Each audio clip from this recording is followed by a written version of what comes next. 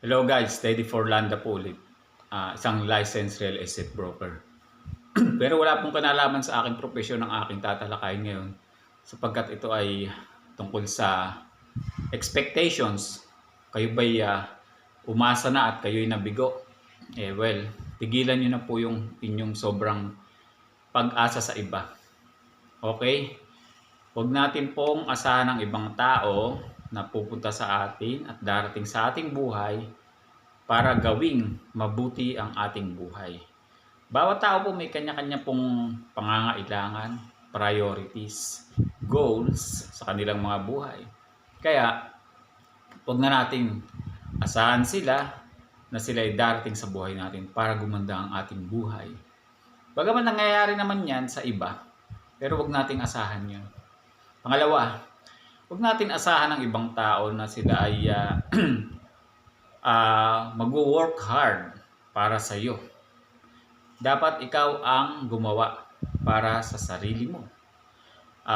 Nobody can save you but yourself. So, ayun. Huwag natin silang asahan. Pangatlo, huwag nating asahan ng ibang tao na kikilos na kagaya natin. Sapagkat sila ay sila at ikaw ay ikaw. Diba? Sila ay may goal, ikaw ay may goal, magkaiba kayo ng goal. So, yun.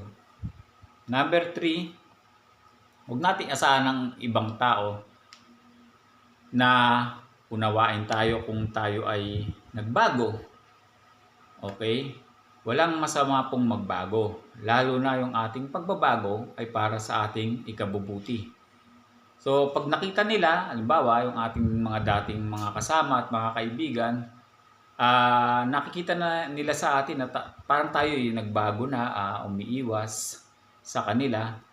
Dahil, siyempre tayo yung lumilevel up, ganun talaga Hindi naman natin pwede na sabihan sila na, di ba, may goal silang sarili nila So, nakikita na nagbabago dahil ikaw ay, halimbawa, ikaw ay lumevel up, umuunlad ang buhay mo, kabuhayan mo, at sila ay naiiwan. So, ganun talaga yun. Pagka nag-level up tayo, nag-iiba rin tayo ng mga pinakikasamahan mga tao.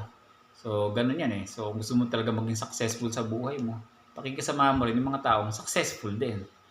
So, yun. Walang masama na magbago. Lalo na kung para sa ikabubuti mo.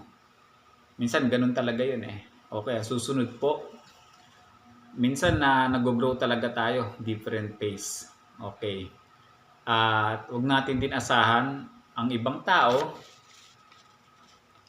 na isolve yung ating mga problema.